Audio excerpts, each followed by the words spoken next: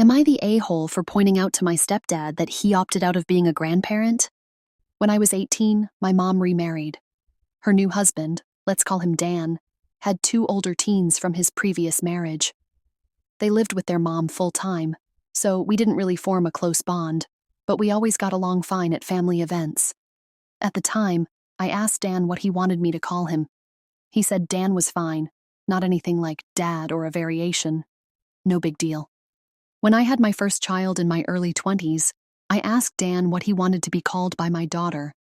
He immediately said he wasn't comfortable being called any form of grandpa and preferred to stick with just Dan.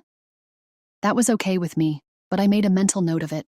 Over the years, my 3 kids have called him by his name, and while he's been polite and nice to them, he's never really taken an active interest in being a grandparent.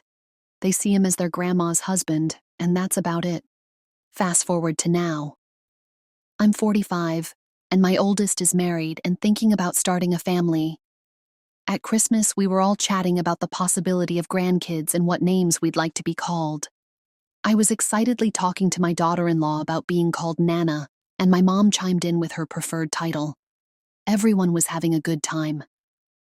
Later, I walked into the kitchen and overheard Dan talking to my daughter-in-law, saying how much he regretted never having grandkids and how it's one of his biggest life disappointments. My daughter-in-law seemed puzzled and asked, "But don't you already have grandkids?"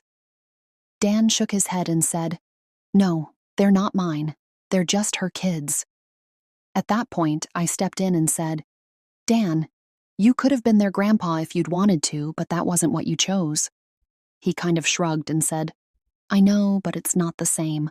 I smiled at my daughter-in-law and said, "For me, it doesn't matter if they're technically step-grandkids. They'll all be my grandkids, and I'll love them the same." She gave me a hug and said she appreciated that.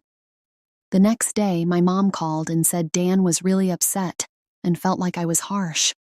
She said I should have addressed it years ago if I wanted Dan to take on a grandparent role, but I pointed out that it was always his choice, and I never pushed the issue. I told her I didn't mean to hurt Dan's feelings, but it's frustrating to hear him complain about something he actively opted out of. Was I wrong to say anything? Should I have just let it slide? My mom thinks I embarrassed Dan, but I feel like I was just being honest. AITA?